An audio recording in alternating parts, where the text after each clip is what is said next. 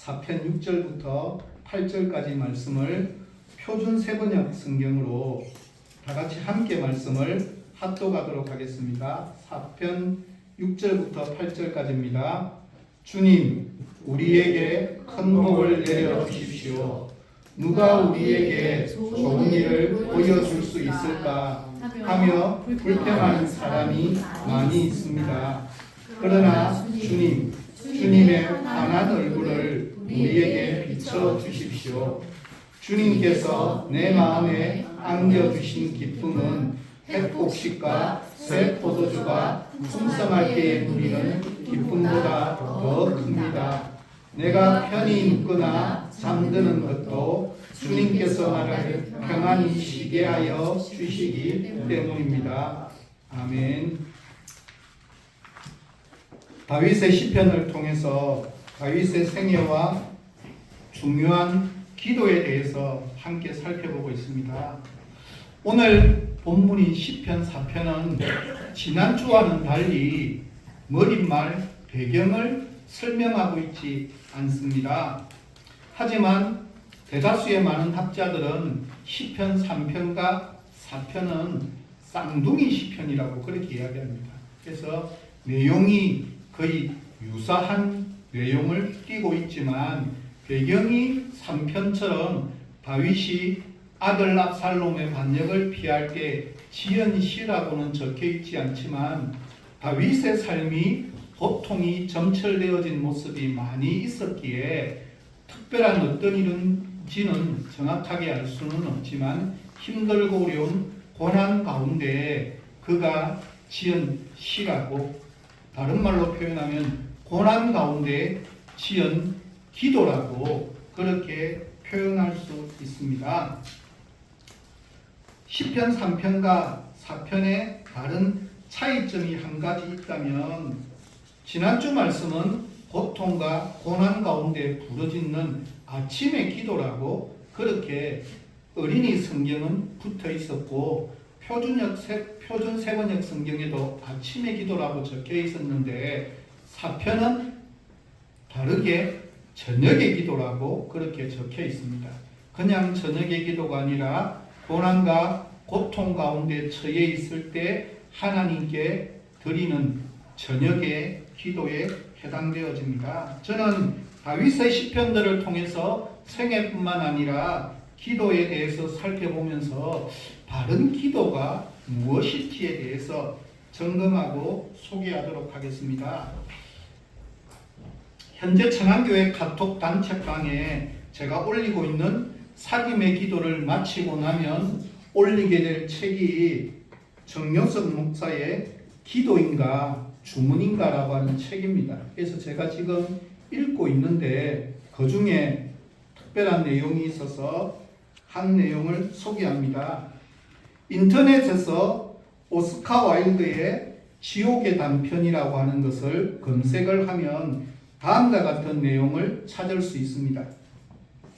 우화적 소설인 지옥의 단편은 예수님이 은혜로 병을 고쳐준 이들을 다시 만나 어떤 삶을 사는지를 확인하는 내용입니다. 예수님이 길을 가시다 거의 폐인이 된 주정꾼을 만나 왜 그런 삶을 사는지 물어보시자 그는 이렇게 대답합니다. 당신이 안전뱅이인 나를 걷게 해주셨지만 걷게 되었다고 해서 나에게 달라진 것은 별로 없었습니다. 여전히 배운 것도 실력도 없이 직업을 구해도 제대로 된 직업을 얻지 못하고 세상을 비관하다가 마침내 이렇게 되었습니다. 예수님은 다음에는 창녀가 남자들에게 희롱당하는 것을 보시고 왜 이런 생활로 되돌아갔는지 물으셨는데 그녀는 이렇게 대답했습니다. 창녀에서 발을 씻은들 무슨 행복이 있단 말입니까? 그 누구도 나의 진심을 믿어주지 않았습니다. 더욱 고독해져 살 수 없어서 이렇게 다시 창녀 생활을 시작했습니다. 그 후 예수님은 불량자가 이웃과 싸움질하는 것을 보시고 왜 이렇게 사느냐고 물으셨고 그는 이렇게 대답했습니다. 당신이 시각장애인 나의 눈을 뜨게 해주셨지만 그러나 뜬 눈으로 무엇을 보란 말입니까?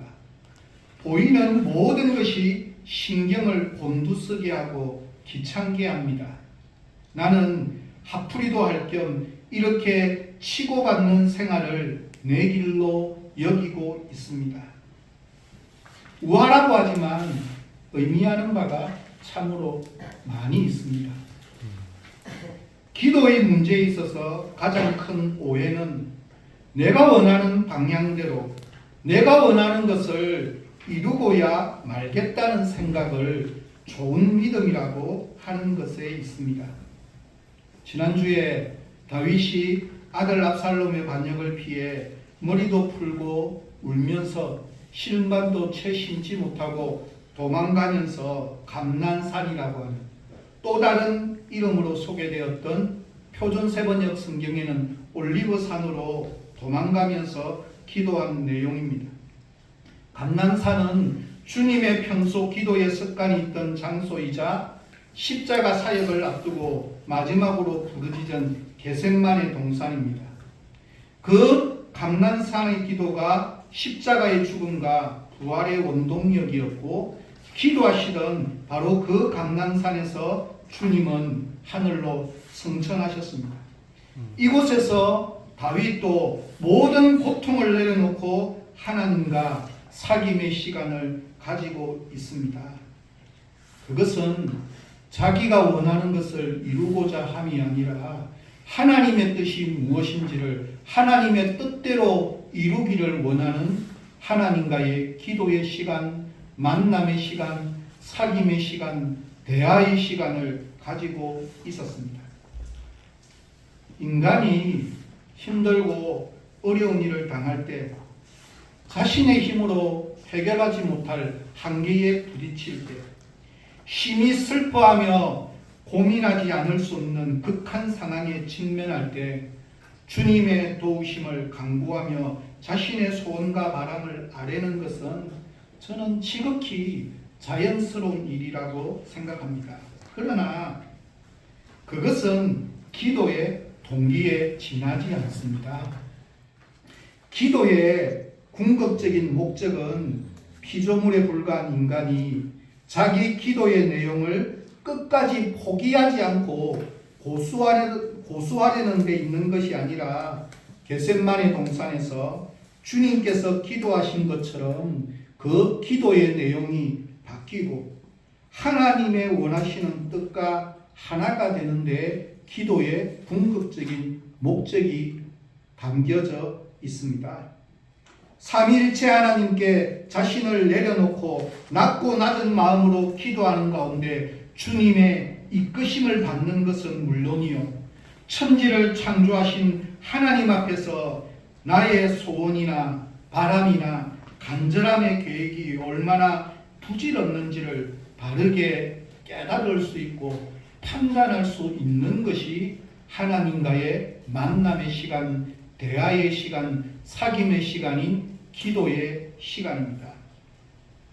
예전에 신문에 소개된 한 사건을 소개합니다. 서울 서북부 지역의 연쇄 성폭행범 검거와 관련된 내용입니다. 경찰들 사이에서 일명 마포 발바리로 불리던 범인은 15개월 동안이나 어린이로부터 46세 여성에 이르기까지 총 13명의 여성을 성폭행하고 한 건의 절도 행각을 벌인 혐의로 구속되었습니다.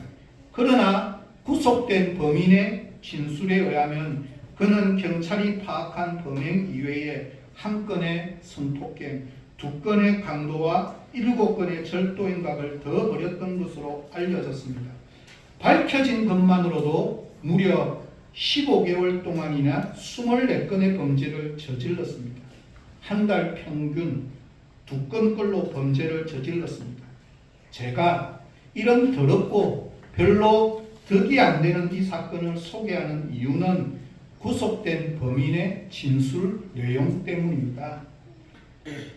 그는 경찰에서 지난 15개월 동안 붙잡힐까봐 불안하여서 매일 성당을 찾아가서 붙잡히지 않도록 기도하였다라고 진술한 것을 보도한 내용입니다. 보름에 한 번꼴로 짐승보다 못한 짓을 저지른 흉악범이 하루도 그러지 않고 성당을 찾아가 기도했다는 내용입니다. 우리 성도님들 중에 매일같이 교회에 나와서 기도하는 분이 계십니까? 그렇다면 범인에게 성당은 과연 무엇을 위한 장소였고 기도의 의미는 무엇이었을까? 그는 대체 누구에게 왜 기도했을까? 만약 그가 그 매일의 기도를 통해 신락 같은 평안이라도 느꼈다면 그 평안은 과연 누구로부터 찾아오는 것일까? 안 잡힐 수 있을 것 같을 거야. 처음에는 두렵고 떨리는 마음이었는데 기도하면 기도할수록 평안한 마음도 들고 10여 개월 동안이나 얼마나 많은 기쁨 속에서 그는 살았을까요? 참으로 많은 것을 생각하도록 만드는 사건입니다. 오늘 본문은 다윗이 위기에 처해서 암울한 상태에서 몸도 조금도 움직일 수 없을 만큼의 힘들고 어려운 상황임을 1절 말씀에는 뭐라고 표현하고 있는가 하면 곤란 중이라고 이야기합니다.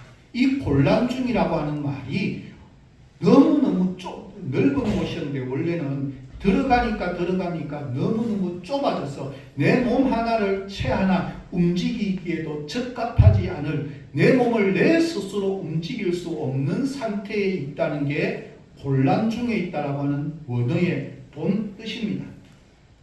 이런 상황에서 다윗을 추종하고 따르던 무리 중에서 많은 사람들이 다윗에 대한 하나님의 인자심이 사라졌다라고 수근거리고 있는 한마디로 엎친 데 덮친 경우입니다. 그래서 본문의 처음 부분들은 이런 사람들의 탄식의 내용들을 직접 합법으로 그냥 탄식하며 소개하고 있는 내용입니다. 이런 불신과 불안은 다윗에게 있어서 외부에서 달려드는 공격보다 더 위험한 것이라고 할 수 있습니다. 이런 상황 가운데 다윗은 어떻게 이 위기와 고통을 해결할까요? 그 방법이 도대체 무엇일까요? 그 방법이 바로 기도이자 오늘 본문의 내용입니다. 오늘 본문 6절입니다. 같이 한번 읽도록 하겠습니다. 주님, 우리에게 큰 복을 내려 주시오. 누가 우리에게 좋은 일을 보여줄 수 있을까 하며 불평하는 사람이 많이 있습니다. 그러나 주님의 환한 얼굴을 우리에게 비춰 주십시오. 힘들고 어려운 상황이 되면 주위에서 자신을 신뢰하던 사람들마저도 회의와 불신과 의심이 이곳저곳에서 동시다발적으로 터져 나옵니다. 이들의 말은 한마디로 하나님은 정말 살아계시기나 한 걸까? 한마디로 하나님의 존재에 대한 궁극적인 불신의 토로의 내용입니다. 이럴 때 다윗의 고백이 무엇입니까? 그러나 주님의 환한 얼굴을 우리에게 비춰 주십시오. 나 혼자만이 아니라 자신을 신뢰하고 있고 자신을 의지하고 자신을 잘 따르고 있어서 지금까지 잘 버티고 있는 모든 사람들에게 주님의 환한 얼굴을 비추어 달라고 그렇게 기도하고 있습니다. 이재철 목사님의 참으로 신실하게라는 책에 나오는 한 사건을 소개합니다. 암으로 투병하던 작가의 부인으로부터 다급한 전화를 받았다. 지금 모 기도원에서 며칠째 기거 중인데 급히 좀 와달라는 것이었다. 기도원을 찾아가니 기도원 바닥에 누워있고 눈은 이미 초점을 잃고 있었다. 누가 보아도 임종이 가까웠음을 알 수 있었다. 내가 왔음을 알자 그는 나의 손을 힘없이 잡고 가쁜 숨을 몰아가며 하소연하였다. 목사님, 왜 하나님께서 나를 버리십니까? 나는 살려달라고 정말 간절하게 기도했습니다. 그런데도 왜 하나님께서는 나의 기도를 외면하시고 이렇게 버리시는 것입니까? 많은 기도원들이 자기 기도원에만 오면 어떤 병자든지 치유된다고 선전합니다. 그 말을 믿고 기도원을 찾아가 방을 지새우며 기도해도 응답이 없을 경우 기도원의 대답은 한결같습니다. 너의 기도가 부족하거나 네게 문제가 있기 때문이라는 것입니다. 그래서 희망을 안고 기도원을 찾았던 불치의 환자들이 실패자의 절망을 안고 내려온 경우가 허다하다. 스스로 하나님께로부터 외면당한 실패자로 여겨지는 탓이다. 그분 역시 마찬가지였다. 자기 목전에 임박한 죽음의 기운을 온몸으로 느끼면서 더 이상 영명의 기회를 얻지 못한 자신은 하나님께로부터 버림받은 실패자라 스스로 자학하고 있었다. 나는 그의 손을 꼭 붙잡고 빛을 잃은 그의 눈동자를 들여다보며 말해주었다. 집사님이 왜 실패자입니까? 하나님께서는 절대로 집사님을 버리지 않았습니다. 집사님이 왜 예수님을 믿으셨습니까? 예수님을 통해 영원한 하나님의 나라를 얻기 위함이 아니었습니까? 지금 하나님께서 집사님을 부르고 계십니다. 집사님께 하나님의 영원한 나라와 영원한 생명을 주시기 위해서 말입니다. 아무 염려 마시고 아버지께로 가십시오. 아버지께서 당신의 영원한 품으로 꼭 품어주실 것입니다. 이 영원한 생명을 얻은 집사님은 결코 실패자가 아니라 위대한 성공의 주인공입니다. 놀랍게도 나의 말을 듣는 그의 눈이 초점을 되찾았다. 그리고 나의 손을 잡고 있는 자기 손에 힘을 꼭 쥐면서 이렇게 말하였다. 목사님, 감사합니다. 정말 감사합니다. 그와 동시에 그의 두 눈에서 눈물이 주르러 그의 귀를 타고 내렸다. 그러나 그것은 더 이상 절망의 눈물이 아니었다. 감격의 눈물이었다. 나는 잊지 못한다. 그때 그의 얼굴을 휘감고 있던 그 평안의 빛을. 그로부터 불과 1시간 후 그는 지극한 평안 속에서 하나님의 품에 안겼다. 영원을 누리는 자에게서는 죽음도 평안을 빼앗지 못한다. 영원을 누리는 자에게는 죽음이란 영원한 하나님 나라의 입성을 의미하는 까닭입니다. 지금 다윗의 기도는 자신의 곤란한 상황을 해결해 달라는 기도 이전에 하나님을 만나고 하나님을 경험하고 하나님께서 나와 함께 하심을 빛을 비추어서라도 나에게 깨달을 수 있도록 하나님 도와달라고 기도하고 있습니다. 내 상황이 너무너무 고통스럽고 힘들고 어렵지만 그러나 주님의 환한 얼굴을 우리에게 비춰주십시오. 그래서 7절에서 이렇게 그는 고백합니다. 우리 같이 한번 읽도록 하겠습니다. 주님께서 내 마음에 안겨주신 기쁨은 핵곡식과 새 포도주가 풍성할 때에 누리는 기쁨보다 더 큽니다. 다윗은 자신의 환경에 대한 문제 이전에 이때까지도 자신의 삶 가운데 수없이 많은 고통과 아픔 가운데서 자신을 만나주시고 순간순간마다 해결하여 주시고 도와주신 하나님에 대한 믿음의 고백을 이렇게 하고 있는 내용입니다. 그냥 본문을 있는 그대로 해석해 보면 핵곡식과 새포도주가 풍성하다는 것은 농사를 짓는 사람들에게 핵곡식과 포도주가 풍성할 때 누리는 기쁨, 이것은 어떤 표현일까요? 다윗이 농사를 지은 것에 대한 이야기가 아니라 다윗이 왕으로서 누리던 행복한 시간, 자신의 인생 가운데 가장 찬란하고 아름다웠던 그때보다도 지금은 환경이나 상황은 정말 고통스럽지만 자신에게 참된 기쁨이 있더라고. 그때하고 지금하고 비교하면 지금은 너무너무 인간적으로는 고통스럽고 힘들고 어려울 수 있지만 자신에게 참된 기쁨이 있는 그것이 있다라고 그는 그렇게 고백합니다. 도대체 이 기쁨은 어떤 기쁨이겠습니까? 그는 고백합니다. 주님께서 내 마음에 안겨주신 기쁨이라고 그렇게 고백합니다. 이런 상황 속에서 어떻게 기쁨이라고 하는 단어를 떠올릴 수가 있겠습니까? 하나님이 자신의 마음속에 하나님을 만났을 때 자신의 문제를 해결해 주셨던 그 하나님을 기억하기 때문에 그 하나님으로 인한 기쁨이라고, 그것은 하나님께서 자신의 마음속에 주신 하나님의 기쁨이라고 그는 고백하고 있는 내용입니다. 우리는 기도를 자꾸 내가 원하는 방향대로 응답되느냐, 응답되지 않느냐라고 생각하지만 결코 그것은 중요하지 않다는 고백입니다.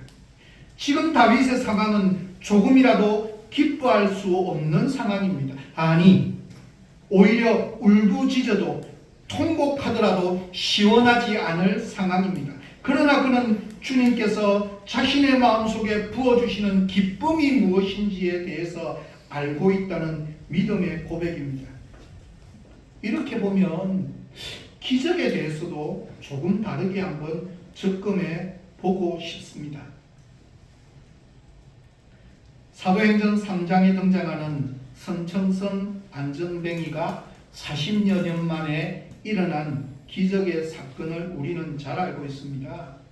하지만 더 크고 놀라운 기적, 바른 기적은 태어날 때부터 지금까지 40년 동안 안전뱅이를 살아가고 있는 그에게 그 일었음이 아니라 그날 주님께서 베드로를 통해 특별한 존재도 아닌 안전뱅이, 수없이 많은 시간 동안에 베드로가 성전문을 드나들 때마다 보았을 텐데 그때는 한 번도 관심 가지지 못하고 그냥 지나갔었는데 그날만은 특별히 하나님께서 부어주시는 마음으로 인해서 멈출 수밖에 없었고 내가 원하는 것이 무엇이냐라고 물어보도록 만드신 하나님의 특별한 은혜, 그것이 바로 믿음의 바른 출발점이 되어주셨다는 것, 이것이 더 바르고 더 큰 기적의 내용이라는 사실입니다. 우리는 하나님을 믿는 우리의 믿음 자체를 절대시하는 경우가 자주 있습니다. 이 말은 믿음이 중요하지 않다는 말이 아닙니다. 믿음은 너무너무 소중하고 중요합니다.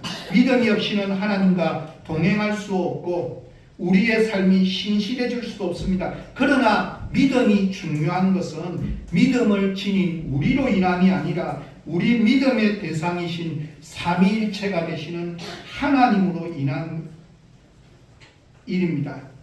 무당을 믿는 사람과 삼위일체 하나님을 믿는 사람 사이에 믿음의 행위 자체는 별 차이가 없을 수도 있습니다. 어쩌면 눈에 보이는 무당을 찾아가서 밤을 새워가며 구슬하는 사람의 신심이 훨씬 더 깊이 보일 수도 있습니다.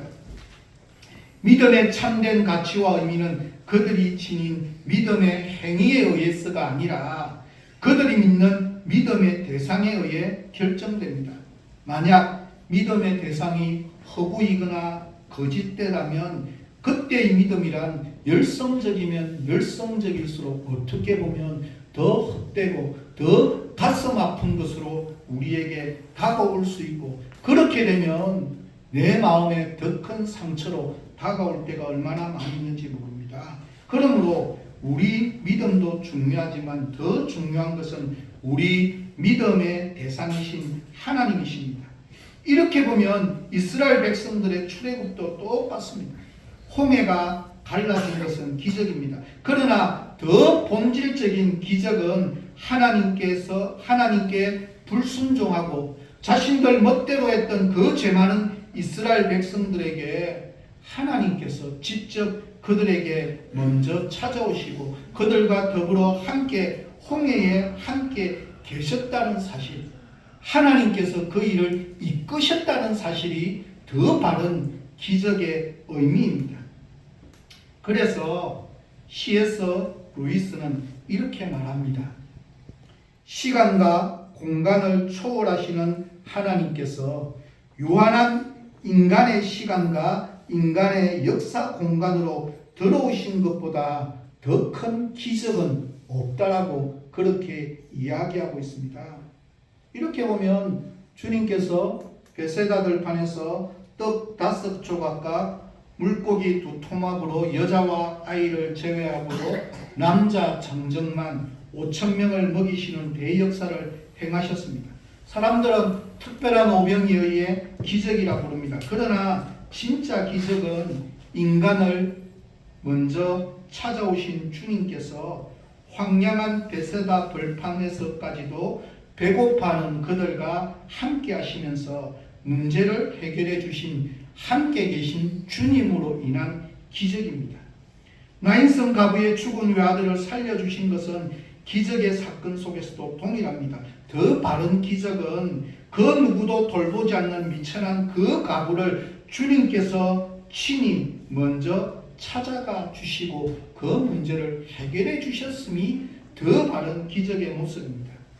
상황이나 문제가 해결되어지지 않았다가 아니라 다윗은 지금 통곡의 상황 속에서 자신의 마음속에 함께 하시는 하나님이 주시는 참된 기적의 기쁨을 맛보고 있음에 대한 믿음의 기도입니다. 하나님께서 자신의 마음속에 함께 하심으로 말미암아 고기와 포도주로 얻을 수 있는 것보다 더 큰 기쁨을 얻었다라고 고백합니다.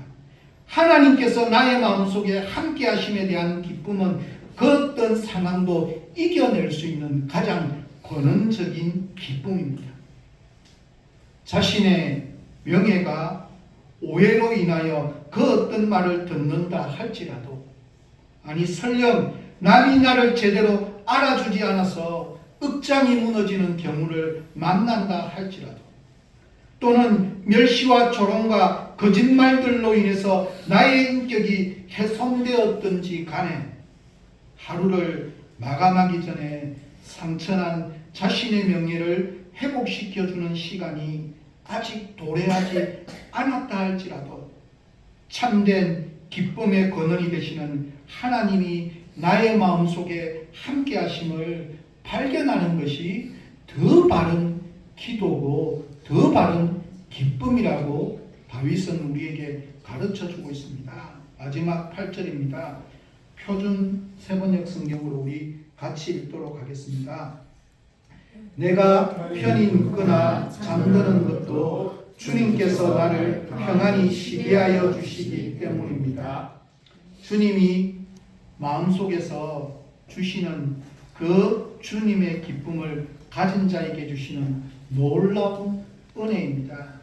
잠 못 이루는 밤이 아니라 그 어떤 상황 가운데서도 주님이 주시는 기쁨의 마음이 있을 때 내가 스스로 그 문제를 해결할 수 없음을 철저하게 깨달을 때 불면증으로 그냥 꼬박 밤을 지새우는 것이 아니라 내 마음속에 나에게 주신 하나님의 기쁨으로 인해서 단잠을 잘 수 있는 것은 이 문제는 내가 해결하는 것이 아니라 하나님께서 해결해 주심에 대한 가장 근원적으로 의지하는 마음이 있을 때 내어 맡길 수 있는 모습입니다. 오늘 나누어지고 암송하자고 했던 시편 37편 4절 말씀 같이 한번 읽어볼까요?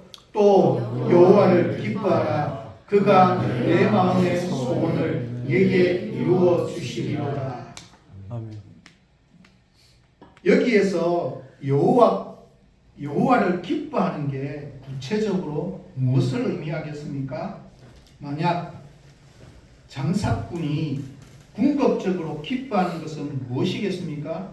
장사꾼이 가장 기뻐하는 것은 자기가 가지고 있는 것을 많이 팔아서 돈을 많이 버는 것, 그것이 가장 본원적인 기쁨입니다. 그럼 술꾼과 도박꾼이 기뻐하는 것은 무엇이겠습니까? 물론 술꾼은 술이고 도박꾼은 도박이 가장 큰 기쁨이겠죠. 그럼 왜 장사꾼이 돈을 기뻐하고 술꾼은 술을 기뻐하고 도박꾼은 도박을 기뻐하겠습니까? 그것은 바로 장사꾼은 돈을, 술꾼은 술을, 도박꾼은 도박을 삶의 목적으로 삼기 때문입니다. 그렇다면 야훼 하나님을 기뻐하는 것이 무엇이겠습니까? 그것은 야훼 하나님을 나의 삶의 목적으로 삼으라는 뜻입니다. 야훼 하나님을 나의 삶의 주인으로, 나의 삶의 목적으로 삼을 때 비로소 내 마음속에 하나님이 주시는 기쁨과 더불어 함께 살아갈 수가 있습니다. 장사꾼은 무슨 수를 쓰든 끌어모은 돈 자체를 기뻐합니다. 그의 목적은 돈이기 때문입니다. 술꾼과 도박꾼은 바른 삶을 기뻐하지 않습니다. 가족을 속이는 것은 말할 것도 없고 가족들에게 물질적이고 육체적이고 정신적인 피해를 입히면서까지 술을 마시고 도박하기를 기뻐합니다. 술과 도박 그 자체가 삶의 목적이기 때문입니다. 이처럼 사람이 무엇을 기뻐하는지를 보면 그 사람의 삶의 목적을 어디에 두고 사는지를 알게 됩니다. 참된 그리스도인은 이 세상 그 무엇보다도 하나님을 기뻐하는 사람입니다. 그에게는 영원한 생명 되시는 삼위일체 하나님 이외에는 삶의 목적이 달리 없기 때문입니다. 다윗의 삶 속에서 가장 큰 기쁨은 야훼 하나님 그 한 분께서 내 마음속에 계시기 때문에 그는 여호와 하나님으로 인해서 기뻐하고 있다라고 그렇게 기도하고 있습니다. 지금 내가 어떤 상황에 처해 있는 것, 물론 나에게는 가장 힘들고 어려운 고통의 문제일 수 있지만 더 근원적인 게 있습니다. 그 힘들고 어려운 고통 상황 속에서 주님께서 나의 마음속에 안겨주시는, 내 마음속에 함께 하시는 하나님의 기쁨으로 인해서 이겨낼 수 있고 승리할 수 있다라고 그렇게 고백하고 있습니다. 저는 이 시간 마지막으로 질문하고 싶습니다. 나는 여호와 하나님으로 인해서 얼마나 기뻐하고 있습니까? 정말 야훼 하나님만이 나의 삶의 목적이자 전부라고 고백하십니까? 오늘 시편의 믿음의 기도가 우리의 기도가 되기를 소망합니다. 그래서 어떤 상황 속에서 나의 힘으로 감당할 수 없던 그 어떤 문제가 있다 할지라도 문제를 바라보는 것이 아니라 내 마음속에 나에게 주시는 기쁨을 회복시켜 주시를 내 삶의 근원이 되시는 야훼 하나님이 내 마음속에 있는지를 다시 한번 점검하고 돌아보기를 저는 소망합니다. 이번 한 주간도 시편 37편 4절을 암송하자고 쓰자고 이야기했으니까 쓰면서 한번 끊임없이 생각해 봅시다. 한 번씩 쓸 때마다 정말 야훼 하나님으로 인해서 내가 기뻐하고 있는지에 대해서 우리를 점검하고 돌아보는 한 주간이 되시기를 예수 그리스도의 이름으로 간절히 부탁드립니다. 드립니다. 함께 기도하도록 하겠습니다. 우리의 기도를 들어 응답하여 주시는 하나님, 내가 온 천지를 말씀으로 창조하여 주신 창조주 하나님을 믿는 믿음의 사람이 되었기에 내가 그 어떤 문제에 처해져 있다 할지라도 나의 모든 형편을 미리 알고 계시고 해결하여 주실 하나님을 신뢰하게 하시고 믿게 하시고 의지하게 하시고 바라볼 수 있도록 도와주옵소서. 내 마음속을 다시 한번 가끔씩 들여다보며 살아갈 수 있기를 소망합니다. 내 마음속에 가장 기쁨의 권원이 되시는 여호와 하나님이 계신지 다시 한번 바라볼 수 있도록 도와주시고 내 삶 속에 여호와 하나님으로 인한 기쁨이 얼마나 있는지를 다시 한번 점검하는 소중한 시간 되도록 인도하여 주옵소서. 우리의 살아가는 삶이 여호와 하나님으로 인한 기쁨이 되어지기를 소망합니다. 여호와 하나님으로 인한 기쁨을 가지고 살아가는 자들에게 하나님께서 천지를 말씀으로 창조하여 주신 능력이 계시기에 그 어떤 일이 있다 할지라도 우리의 원하는 뜻이 아니라 하나님의 방법으로 하나님의 시간, 하나님의 뜻으로 해결하여 주시는 놀라운 은혜의 삶이 우리의 삶 가운데 풍성함을 결코 잊어버리지 아니할 수 있도록 도와주옵소서. 혹이나 말씀으로 창조하여 주신 하나님을 믿지 못함으로 인해서 나의 생각으로 구하려고 하는 모든 것들이 하나님 안에서 아름답게 이루어 주시는 하나님의 은혜가 무엇인지를 여호와 하나님으로 인한 기쁨을 다시 한 번 더 회복시키는 가운데 경험하게 하시고 깨닫는 소중한 시간 되도록 인도하여 주시옵기를 간절히 소원하며 우리의 기도를 들어 응답하여 주실 우리 주 예수 그리스도의 이름으로 기도하옵나이다. 아멘.